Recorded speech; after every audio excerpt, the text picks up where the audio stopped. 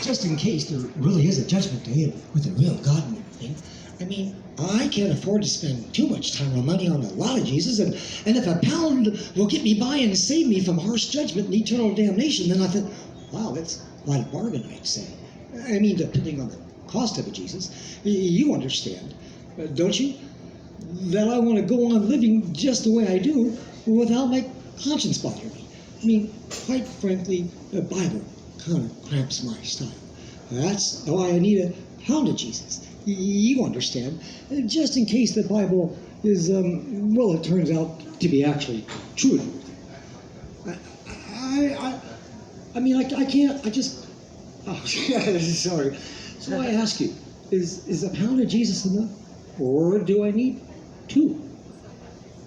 All I need is really just enough Jesus so that I can say Merry Christmas really loud and have a dead tree adorned with a bunch of silly, sparkly things in my living room that the cat knocks over, and I get really cool presents and stuff, and, well, I don't really want to totally give up the lifestyle that I'm living yet.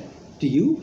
But I still want to say that I'm a Christian and I follow him so I look and sound cool for my church friends and neighbors, and, well, you understand, don't you? So I ask you, is a pound of Jesus enough, or do I need two?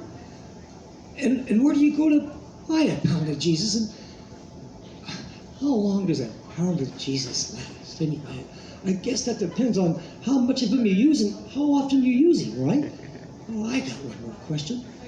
Does Jesus last longer if you keep him in the fridge? Huh. Thank you. Now this next verse is my version of the life of Jesus in about 2.5 minutes in like a Dr. Seuss metered format. God's whistle blow. Oh, I pray that you would know the holy sound of God's whistle blow, to turn and follow Christ and know the sound to turn to go home. Oh, he was born of a virgin birth. He came down from heaven to live and walk upon our earth. No worldly man could ever match his heavenly worth. To see my king there in a manger lie, 3 wise men followed a starlit sky.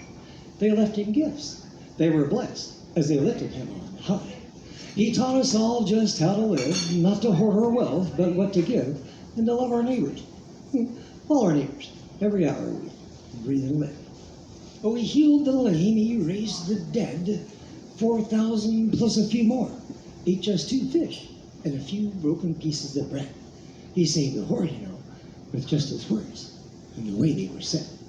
Oh, I pray that you would know the holy sound of God's whistle blow, to turn and follow Christ and know the sound to turn to go home. Oh, he broke the bread, he blessed the wine, with his 12 apostles he last did dine. He was betrayed that night for just a few silver dimes. Oh, he was beaten for all my sins, sticks and chains. He bled again and again. My soul was there that day, being saved, even way back then. Then they nailed him to an old rugged tree, as they gambled for his things below him joyfully. He died there that day, sure, between 2 thieves, for you and for me. Oh, the veil was torn as they feared of doom, so they placed him in a borrowed tomb. He stayed 3 days. It became a holy one. Then our father Yah said, son, come back home. As he raised him with all his flesh and bone, he said, someday soon, you'll be back to clean it up. Oh, I pray that you would know the holy sound of God's whistle blow, to turn and follow Christ and know the sound to turn to go home. Amen.